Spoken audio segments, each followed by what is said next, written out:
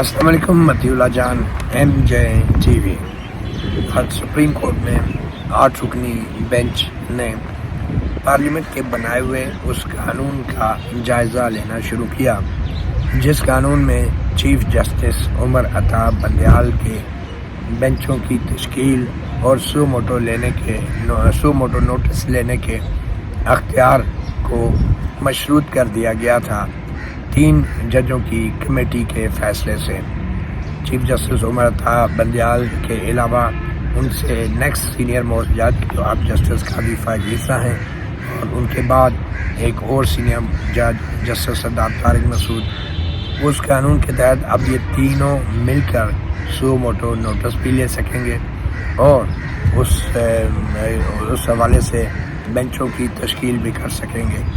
اس قانون میں یہ بھی پارلیمنٹ نے منظور کر دیا ہے کہ جو بھی سو موٹو اختیارات ماضی میں استعمال کیے گئے ان میں جو فیصلے دیے گئے بشمول ہم نے دیکھا نواز شریف کی نااہلی ہے یا جہانگیر ترین کی نااہلی ہے، ان سب فیصلوں کے خلاف اب ایک اپیل دائر کی جا سکے گی، اور وہ جو اپیل ہے اس کو سننے کے لیے ایک لارجر بینچ بنایا جائے گا، اور اس بینچ میں وہ جج شامل نہیں ہوں گے جنہوں نے سو موٹو کا پہلا فیصلہ دیا تھا یا دیا ہوگا۔ تو اس قانون کو چیلنج کیا کچھ لوگوں نے، ایک صحافی ہیں سمیع ابراہیم، ایک وکیل ہیں راجہ عامر، انہوں نے اور یہ کہا کہ گو کہ یہ قانون ابھی بنا نہیں ہے مگر یہ پارلیمنٹ سے 2 بار منظور ہو چکا ہے، تو اس لیے اب یہ صرف چند دنوں کے بعد خود بخود قانون بن جائے گا۔ اصل میں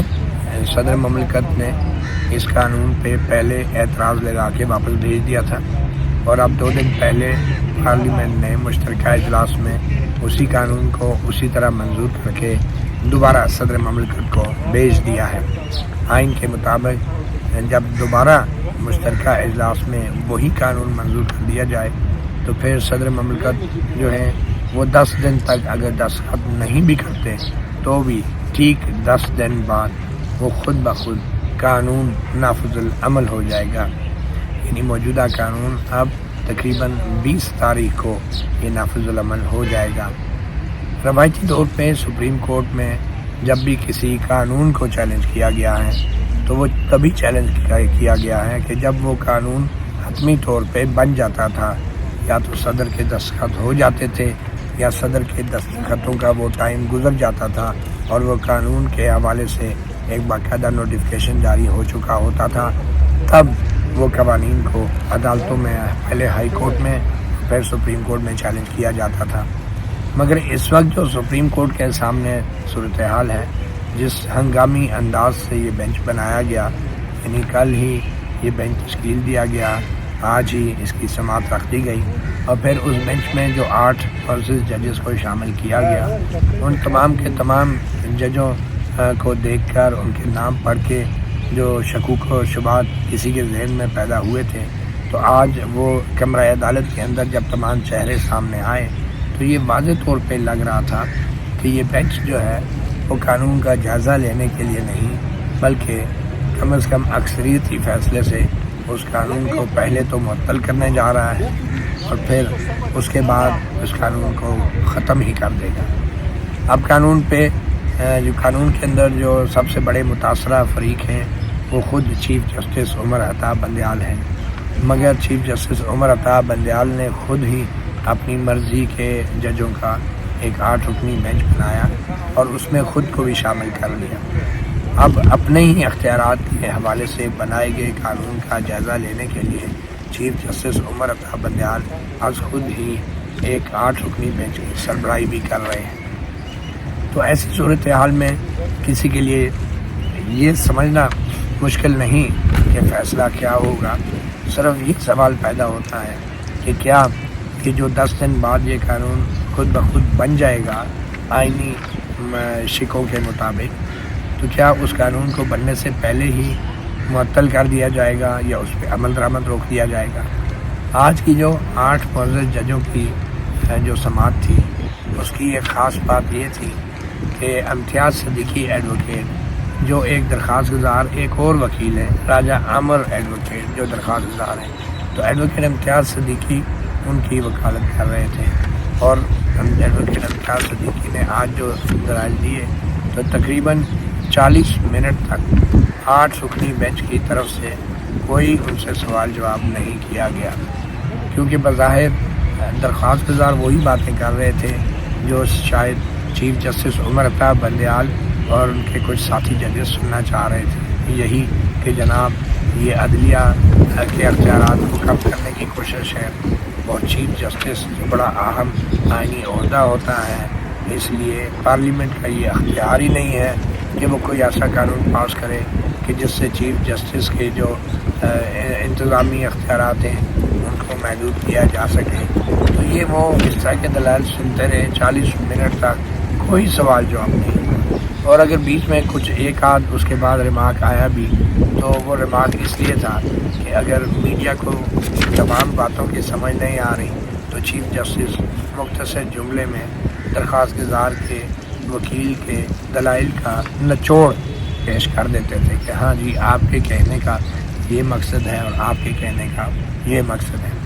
تو اصل دلائل کی طرف تو آتے ہیں، مگر ابھی تک یہ طے ہوا ہے کہ تھوڑا وقفہ ہوا ہے۔ چیف جسٹس عمر عطا بندیال نے یہ اعلان کر دیا ہے کہ وہ اس معاملے پہ نوٹس جاری کریں گے۔ انہوں نے اٹارنی جنرل بیرسٹر منصور عثمان عوان جو پہلے سے کمرہ عدالت میں بطور مبصر موجود تھے، ان کو روسٹرم پہ بلایا اور کہا کہ یہ معاملہ ایسا ہے کہ جس میں دوسرے فریقین کو بھی سننا ضروری ہے۔ چلو یہ تو بڑی مہربانی ہوگی، ویسے چیف جسٹس نے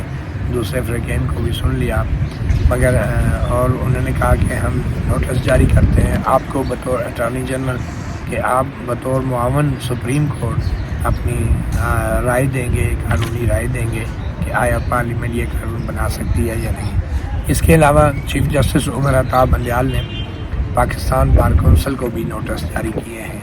اور پاکستان بار کونسل پہلے ہی ہڑتال کا اعلان کر چکی ہے اس بینچ کے خلاف، اور احتجاج کا اعلان کیا ہے اور کہا ہے کہ یہ بینچ کو تسلیم نہیں کرتی۔ پاکستان بار کونسل کو نوٹس تو جاری کیا ہے، اب معلوم نہیں وہ اس نوٹس کے جواب میں اس تمام کارروائی کا حصہ بنتے ہیں یا نہیں۔ پھر چیف جسٹس عمر عطا بندیال نے سپریم کورٹ بار ایسوسی ایشن کو بھی نوٹس جاری کیا ہے کہ وہ بھی آ کے عدالت کی معاملت کریں۔ اب اگلی سماعت کب ہوگی اس کی تاریخ کا اعلان نہیں کیا گیا، اور کوئی باقاعدہ حکم بھی جاری ابھی تحریری طور پہ نہیں ہوا۔ چیف جسٹس عمر عطا بندیال نے کہا کہ وہ اپنے ساتھی ججز یعنی جو 8 ججز ہیں اس بینچ میں، وہ سب آپس میں مشورہ کر کے کچھ دیر میں ابھی وہ بھی حکم سنائیں گے۔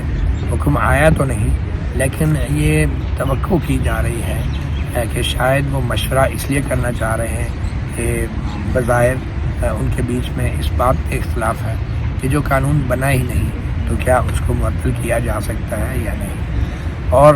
اگر اس قانون کو معطل کیا جا سکتا ہے تو پھر اس بات کا امکان ہے کہ ابھی یا تو 8 کے 8 ججز یہ فیصلہ سنائیں گے کہ اس قانون پہ عمل درآمد جو ہے وہ روک دیا جائے، یا جب بھی یہ فیلڈ میں آئے تو عمل درآمد نہیں کیا جائے گا، اور پہلے سے ہی مطلب ایک چیز قانون بنا ہی نہیں اور اس کو یہ سپریم کورٹ کے 8 ججز بیٹھ کے اس کو معطل کرنے کا فیصلہ بظاہر سنانے جا رہے ہیں۔ اور ابھی ویسے 20 تاریخ کو وہ قانون نافذ العمل ہوگا، اس بات کا بھی امکان ہے کہ وہ آج اس کو معطل نہ کریں اور اگلے 3-4 دن بعد 20 تاریخ سے پہلے اس حوالے سے کوئی فیصلہ کر لیں، اور اگر آج معطل ہوتا بھی ہے تو ہو سکتا ہے کہ ان میں سے 1-2 ججز جو ہیں اس قانون کی جو ابھی فیلڈ میں نہیں ہے معطلی سے اختلاف کر لیں اور ان کے اختلافی نوٹ آ جائے، جس سے یہ بینچ بڑا ہی جمہوری بینچ محسوس ہوگا اور نظر آئے گا۔ بہرحال آپ دیکھیں جو اسکیم آف تھنگز ہے وہ کیا ہے یا اسکیم کیا ہے یہ تو آنے والے دنوں میں پتہ چلے گا، مگر ایک بات طے ہے کہ آج درخواست گزاروں نے جو دلائل دیے، جو وکیل صاحب نے ایڈوکیٹ امتیاز صدیقی نے، وہ سب کے سب بڑے من کو بھا رہے تھے، معزز ججوں کے دل کو بھا رہے تھے، اس لیے انہوں نے امتیاز صدیقی صاحب کو زیادہ روکا ٹوکا بھی نہیں، اور شاید بینچ کی بھی یہ مرضی تھی کہ امتیاز صدیقی صاحب کے دلائل ہی میڈیا میں آئیں اور انہی کا موقف سامنے آئے اور عوام کو میڈیا کے ذریعے یہ پتہ چلے کہ پارلیمنٹ نے بڑا ظلم کر دیا ہے چیف جسٹس کے اختیارات کم کر کے، اور تاکہ میڈیا کے ذریعے ایک عوامی رائے بن جائے کہ پارلیمنٹ نے غلط کیا ہے۔ تو اس کے بعد جب قانون کے حق میں دلائل دینے کے لیے اٹارنی جنرل آئیں گے یا کوئی سیاسی جماعت کے کوئی وکیل آئیں گے، تو پھر اس کے بعد بینچ کی طرف سے سوال و جواب کی بھی بوچھاڑ شروع ہو جائے گی، تاکہ ان کا موقف جو ہے میڈیا میں اس طرح نہ آ سکے۔ مانو یہ تو اب پرانا ایک ٹیکنیک آ گئی ہے ججوں کو، اور خاص طور پہ چیف جسٹس صاحبان کو۔ آج کے جب دلائل کا آغاز ہوا تو وہ بڑا ہی دلچسپ دلائل میں ہوا، وہ آپ کو اب اس ترتیب سے ہی بتاتے ہیں۔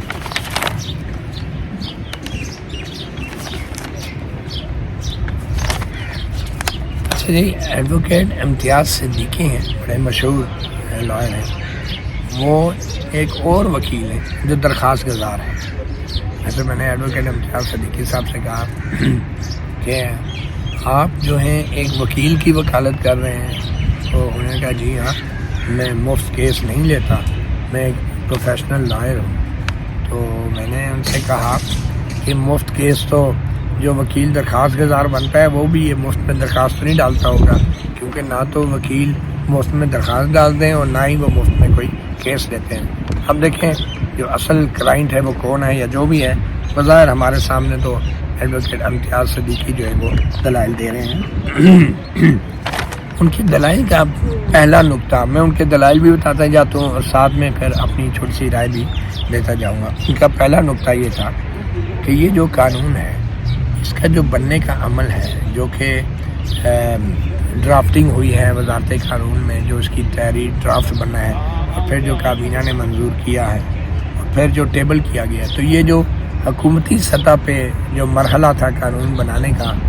وہ بھی جو ہے بدنیتی پر مبنی ہے، اور حکومت کا یہ سوچنا بھی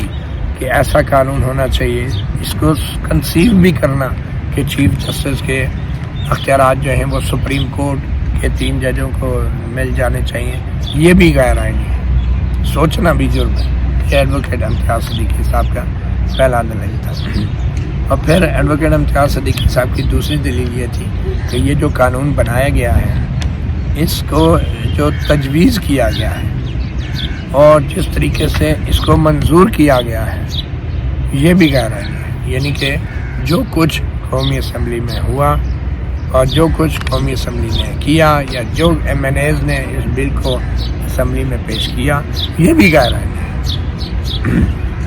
اور تیسرا ایڈوکیٹ امتیاز صدیقی کا کہنا تھا کہ اب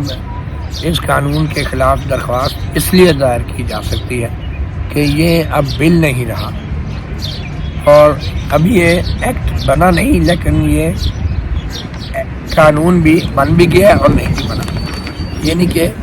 اسمبلی سے یہ منظور ہو گیا،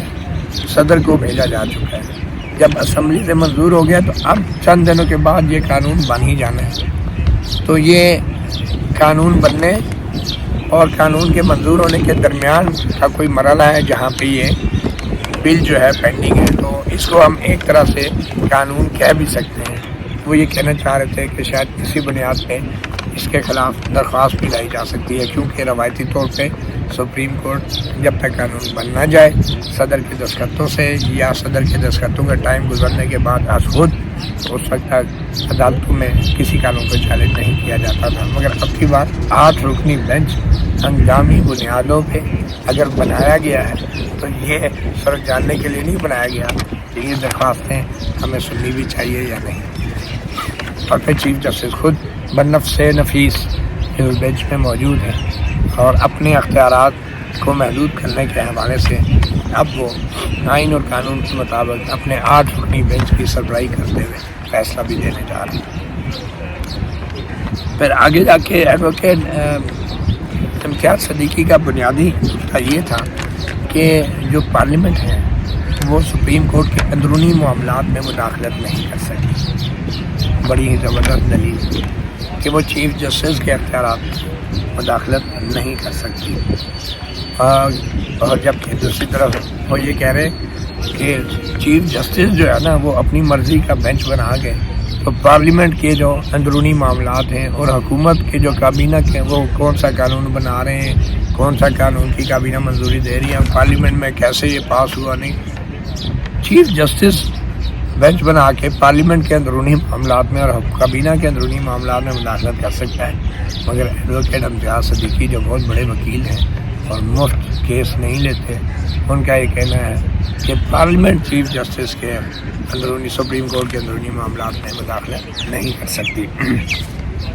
پھر آگے جا کے ایڈوکیٹ امتیاز صدیقی نے ایک اور بڑی انوکھی دلیل دی۔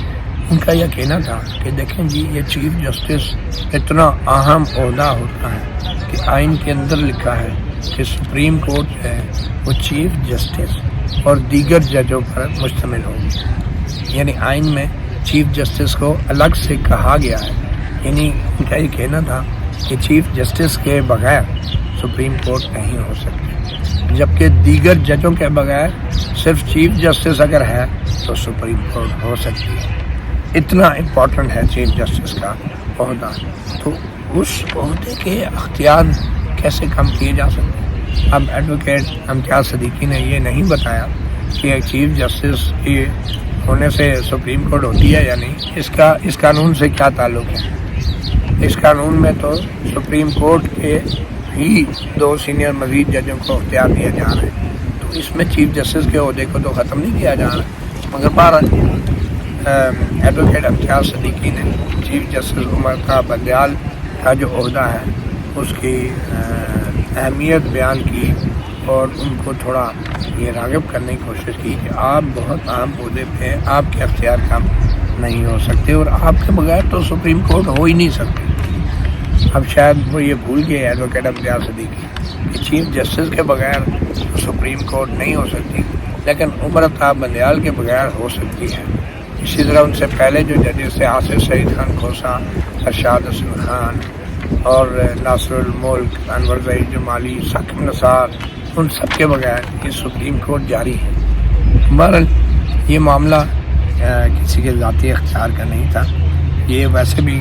جو اختیار ہے وہ چیف جسٹس کا کام نہیں کیا جا رہا، بلکہ اس اختیار کی وضاحت کی جا رہی ہے کہ یہ اختیار آئین میں بھی سپریم کورٹ کا ہی ہے، جو سو موٹو کا 184(3) کا ہے، تو وہ سپریم کورٹ کا اختیار جو ہے صرف فرد واحد یوز نہیں کر سکتا، اور خاص طور پہ جب وہ مرضی کے بینچ بنا کے مرضی کے فیصلے لینے کی کوششیں کر رہا ہو، جوڈیشل انجینئرنگ کر رہا ہو، پھر تو یقینی طور پہ یہ اختیار کسی ایسے چیف جسٹس کو نہیں دینا چاہیے۔ تو یہ بنیادی طور پہ ایڈوکیٹ امتیاز صدیقی کے یہ دلائل تھے۔ آگے جا کے بہت کم جگہوں پہ جو ہے بیچ میں ججز صاحبان نے بھی کچھ ریمارکس دیے، اور ایک موقع پہ جب ایڈوکیٹ امتیاز صدیقی نے کہا کہ یہ بل جو ہے اب قانون پارلیمنٹ سے بن چکا ہے اور چند دنوں بعد خود بن جائے گا اگر صدر نے دستخط نہ کیے، اور یہ صدر کی طرف جا رہا ہے، یہ کہیں راستے میں ہے، تو اس پہ چیف جسٹس عمر طاہر بندیال نے کہا کہ آپ یہ کہنا چاہ رہے ہیں کہ یہ بل جو ہے اپنی حتمی شکل اختیار کر چکا ہے، it has achieved its final shape. انہوں نے عمر طاہر بندیال صاحب نے ایڈوکیٹ امتیاز صدیقی کے دلائل کا ایک قسم کا نچوڑ پیش کیا، اور پھر جیسے اعجاز الاحسن نے کہا کہ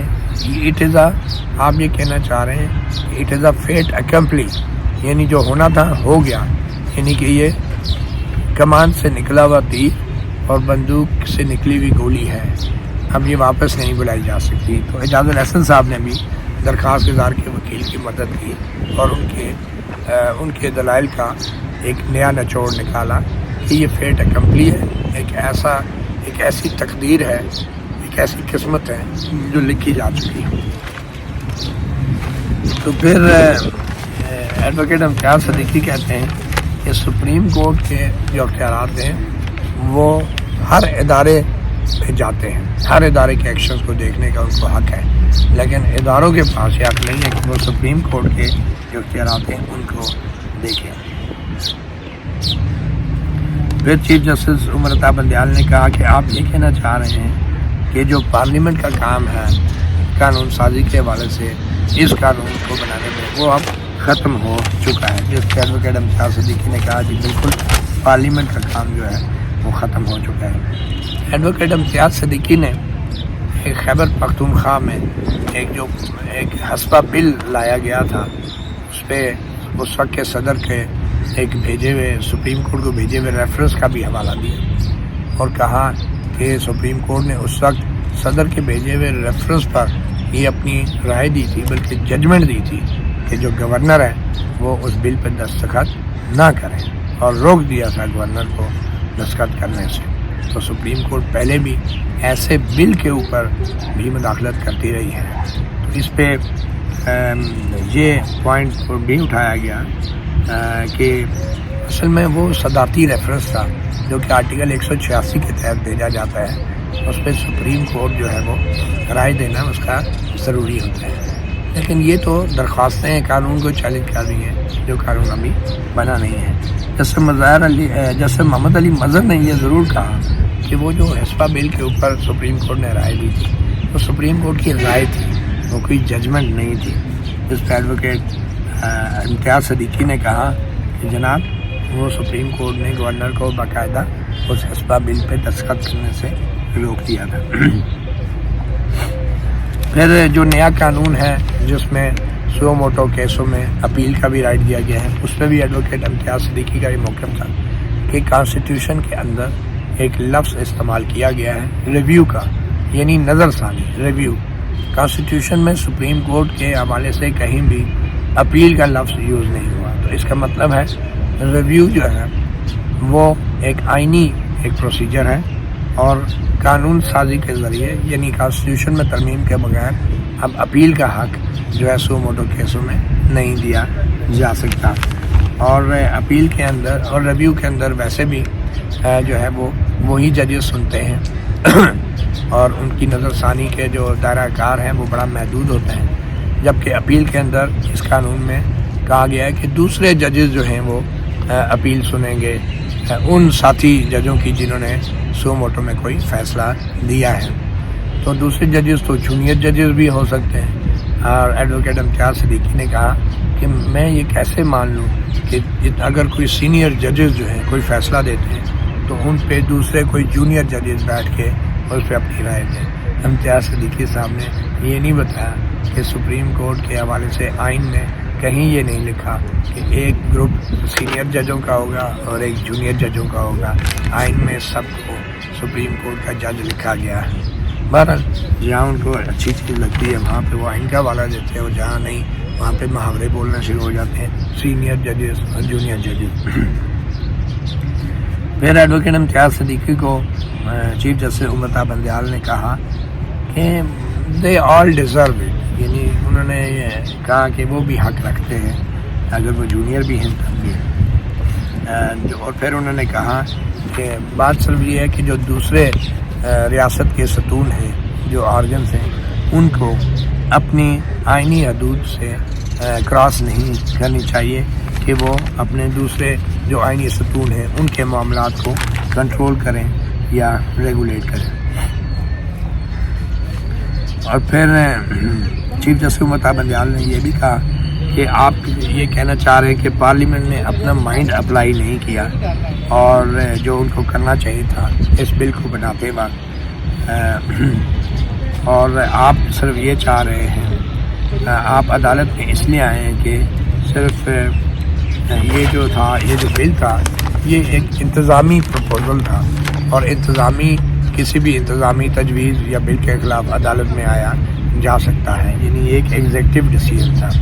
تو آپ یہ کہنا مطلب چیف جسٹس امرتا بندیال بھرپور انداز سے ان باتوں کا نچوڑ پیش کرتے تھے، دلائل کا، جو شاید ان کے خیال میں میڈیا کو سمجھ نہ آئے اور صحیح طرح رپورٹ نہ، وہ اس لیے کوئی سوال بھی نہیں کر رہے تھے 40 منٹ تک کہ جو درخواست گزار کا موقف ہے وہ میڈیا میں وہ صحیح طور پہ جائے۔ اور پھر ایڈوکیٹ امتیاز صدیقی نے کہا کہ جناب چیف جسٹس تو اتنا اہم ہوتا ہے کہ اس نے اپنی عدالت، اپنے ساتھی ججوں کی عزت اور وقار کا، بلکہ اپنے ساتھی ججوں کے اہل خانہ کی عزت اور وقار کا بھی دفاع کرنا ہوتا ہے۔ اس پہ تھوڑے سے وہ چیف جسٹس صاحب وہ ہڑبڑائے اور کہا کہ جو جسٹس محمد علی مظہر نے کہا کہ آپ نے جو حوالہ دیا حسبہ بل کا، تو وہ تو ایک عدالت کی ایک رائے تھی، اور پھر ایڈوکیٹ امتیاز صدیقی نے آخر میں کہا کہ میں عدالت سے صدا کروں گا کہ حکومت کو روک دے کہ جب یہ نیا قانون منظور اپنا مقررہ آئینی مدت مکمل کر لیتا ہے، اور حکومت کو سپریم کورٹ یہ آرڈر جاری کرے کہ اس قانون کو نوٹیفائی نہیں کیا جائے گا، اس کو فوری طور پہ اس کا نفاذ نہیں ہوگا۔ اس کے بعد پھر چیف جسٹس عمر عطا بندیال نے کہا کہ ہمیں فریقین کو نوٹس بھی دینے ہیں، اور کافی طویل دلائل سننے کے بعد ایک ماحول بنا دیا، میڈیا سے ٹکل بھی چلوا دیے، خبریں بنا دی، عوام کو بتا دیا کہ اصل میں درخواست گزار کہنا کیا چاہتا ہے یا اصل میں ہم سننا کیا چاہ رہے ہیں، اور اس لیے کوئی سوال جواب اتنے نہیں ہوئے۔ اور پھر آخر میں انہوں نے کہا کہ اب ہم نوٹس جاری کریں گے فریقین کو، حالانکہ سپریم کورٹ یہ بھی کہہ سکتی تھی کہ ہم نوٹس جاری نہیں کرتے کیونکہ یہ تو ابھی قانون بنا ہی نہیں ہے، جب آئے گا تو دیکھا جائے گا، مگر ایک مسئلہ ہے، نوٹس جاری کرنا اس لیے ضروری ہو گیا ہے کہ جس دن یہ قانون فیلڈ میں آ گیا اس کے بعد پھر چیف جسٹس عمر عطا بندیال کوئی بینچ نہیں بنا سکیں گے، خاص طور پہ کسی ایسی درخواست پہ جو سو موٹو 1843 کے تحت آئی ہو، اور پھر وہ بینچ بھی جسٹس خالد فیصل، جسٹس سردار طارق مسعود کے اکثریتی مشورے کے ساتھ بن سکتا ہے۔ تو اس لیے چیف جسٹس عمر عطا بندیال نے کمال ہوشیاری، دانش مندی یا چالاکی سے پہلے سے ہی یہ درخواستیں اب ایک قسم کی پینڈنگ کر لی ہیں، زیر سماعت کر لی ہیں، کہ تاکہ اگر بل فیلڈ میں آ بھی جائے تو چیف جسٹس کہیں گے یہ بینچ تو پہلے کا بنا ہوا ہے، the bench is seized with the matter, یعنی 20 تاریخ کی ڈیڈ لائن جب وہ قانون فیلڈ میں آ جانا ہے اس سے پہلے ہی the bench will be seized with the matter, so therefore یہ جو بینچ ہے یا تو آج ہی اس کو عمل درآمد روک دے گا، جس پہ عمل ہوا نہیں، وہ بل قانون درآمد ہوا نہیں، لیکن اس پہ رکاوٹیں پہلے ہی آ جائیں گی، کیونکہ چیف جسٹس کا اختیار ایک دفعہ نکل گیا تو پھر واپس نہیں آئے گا۔ تو اس لیے ایک قسم کی پیش بندی ہے چیف جسٹس عمر عطا بندیال کی طرف سے، اور نوٹس جاری انہوں نے اعلان کیا بار کونسل سپریم کورٹ کو بعد میں کریں گے، پھر یہ بھی کہا کہ ہم ایک معاون بھی کوئی مقرر کریں گے، کورٹ کا معاون، مطلب ہم بڑا پیشنٹ ہیئرنگ دیں گے، تفصیل سے سنیں گے، ظاہری بات ہے، تفصیل سے سننے کے بعد فیصلہ تو جو کرنا ہے وہ ہم نے کرنا ہے، اور وہی ہوگا بظاہر کہ اس قانون کو غیر آئینی اور کالعدم قرار دیا جائے گا جس طرح حالات جا رہے ہیں۔ اور پھر چیف جسٹس نے یہ بھی کہا کہ یہ بہت اہم معاملہ ہے اور اس کا تعلق عدلیہ کی آزادی سے ہے، اور عدلیہ کی آزادی کو ہم پہلے ہی بنیادی انسانی حقوق قرار دے چکے ہیں، اور ہم نے یہ بھی دیکھنا ہے کہ کہیں یہ قانون نے